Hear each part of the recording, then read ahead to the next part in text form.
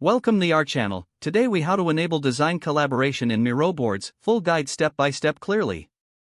To enable design collaboration in Miro boards, start by opening your Miro account and selecting the board you want to work on. Once in your board, locate the Share button in the upper right corner of the screen. Click on the Share button to access the sharing settings. In the sharing settings, you will find options for inviting team members or collaborators. Enter the email addresses of the individuals you wish to invite to your board. Choose the appropriate permissions for each collaborator, such as view, comment, or edit. After configuring permissions, click the Send Invite button. Your collaborators will receive an email invitation to join the board. Next, ensure that you enable the guest access feature if you want to allow non-team members to collaborate. To do this, return to the Share settings and toggle on the Enable Guest Access option. You can also set guest permissions to control what non-members can do on the board. For real-time collaboration, make sure all team members are logged into their Miro accounts. Use the chat feature to communicate with your collaborators directly on the board.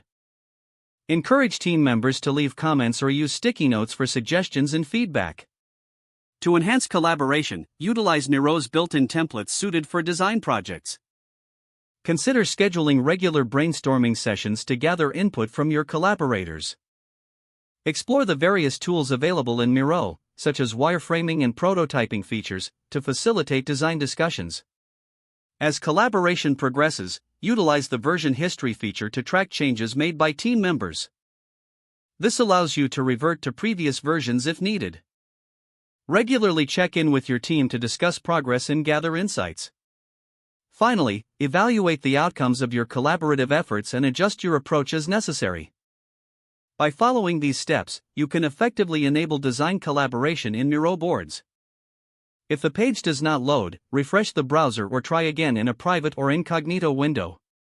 Make sure you are using the correct email address, then retype it carefully to avoid small typos. If your password is not accepted, use the reset option and create a new strong password you can remember. Check your spam folder for verification or security emails, then complete any requested confirmation steps. Enable two-factor authentication if available to improve account security and reduce unauthorized access risk. After signing in, review your profile details so your contact information and settings are accurate and current.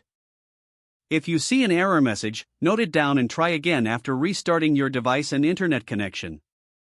Don't forget to like this video and subscribe to our channel for more step-by-step tech guides.